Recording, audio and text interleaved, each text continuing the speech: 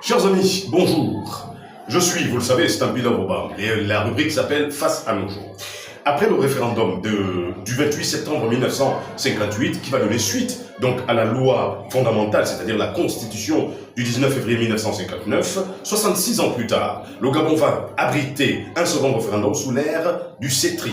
Mesdames, Messieurs, depuis le 30 août 2023 dernier, le Gabon bouge et les Gabonais aussi. Cette rubrique s'adresse aux jeunes et aux Gabonais qui osent. C'est pour cela que nous recevons aujourd'hui un jeune qui se bat depuis plusieurs années dans les combats estudiantins, dans la vie politique. Firmin Olor, bonjour. Bonjour. Présentez-vous, je vous en prie. Je suis Firmin Olor Obian. J'ai été longuement dans la lutte estudiantine qui m'a valu plusieurs emprisonnements, plusieurs arrestations. Ouais. J'ai intégré la vie politique qui, elle aussi, m'a valu un emprisonnement. Je me suis lancé encore, j'ai été jusqu'à être candidat aux élections en 2018, au 2e arrondissement comme tête de liste et j'ai obtenu 6 conseillers. Aujourd'hui, je suis agent municipal et je continue ma vision pour mon pays. Dans quelques jours, justement, les Gabonais seront appelés aux urnes pour un oui ou un non à la nouvelle loi fondamentale qui leur est proposée. Est-il nécessaire pour les Gabonais d'aller voter? Je dis c'est un impératif. D'accord. C'est un impératif. La nécessité semble un peu comme quelque chose de négociable. D'accord. Mais c'est un impératif pour tout Gabonais de se présenter en âge de voter et inscrit sur les listes, de se présenter pour dire ce qu'il pense de l'avenir de notre pays en fonction du contenu de cette loi. Si le Gabonais reste à la maison, il donne la place à qui? Un Congolais, un Guinéen ou bien un Malien qui doit dire comment le Gabon doit fonctionner. Non, chaque Gabonais doit savoir que c'est un impératif pour lui d'aller voter. Ce n'est pas négociable. D'accord. Ce n'est pas négociable. Alors, le référendum a 2 camps, le oui et le non. Vous appartenez à quel camp? Je suis au oui. Quand je suis au oui, je fais allusion à mon passé. D'accord. Je fais allusion au passé de mon pays. D'accord. Je fais allusion à ce que nous sommes aujourd'hui et ce qu'on envisage demain. D'accord. Et ce oui, en fonction de ce oui, je voudrais dire la considération que nous avons eue de la part des autorités de dire avant de prendre une décision, on consulte le Gabonais.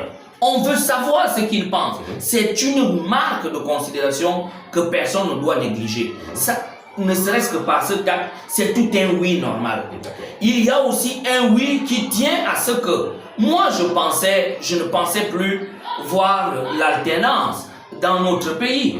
Parce qu'il n'y avait que la mort pour faire l'alternance au sommet de l'État. Ce n'est plus le cas.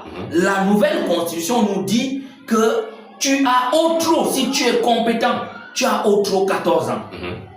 Et on change. Je me dis, c'est de l'espoir.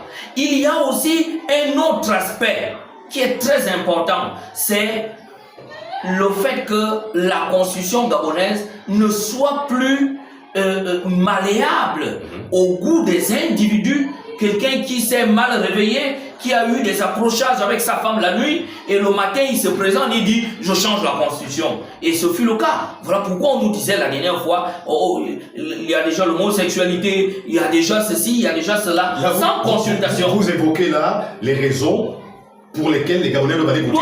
Oui, voilà. Très bien. Ça, ce sont des raisons qui n'ont rien à voir avec les grandes philosophies. Et ce n'est pas bon. Quand on pense au Gabon et on fait la philosophie de la France, la philosophie des États-Unis, le Gabon a ces réalités qui vont de Moulengi-Biza à Mimboul, qui vont de Ngomon au fin fond de Tchibanga. Alors, et que dire de ces Gabonais qui appellent les autres à voter non? Ceux qui appellent les Gabonais à voter non, ils sont en train de faire dans la mauvaise foi. D'accord. C'est de la mauvaise foi. Ils disent aux Gabonais que la Constitution est taillé sur mesure. Mais de vous à moi, quand vous allez faire des sur-mesures chez le tailleur, on ne vous prend pas les mesures. Maintenant, ici, il s'agit de prendre les mesures de qui? Qui est candidat? Qui est président du Gabon? Ils disent que la Constitution a été taillée sur mesure pour le président Brice Clotaire Oligui. C'est de n'importe quoi. D'accord. Et ils disent aussi même que tous ceux qui parlent pour le oui, ils ont reçu de l'argent. Moi, qu'est-ce que je n'ai jamais vu Oligui Nguema. On ne s'est jamais vu. Ni d'Adam, ni d'Ève. J'ai seulement vu un libérateur.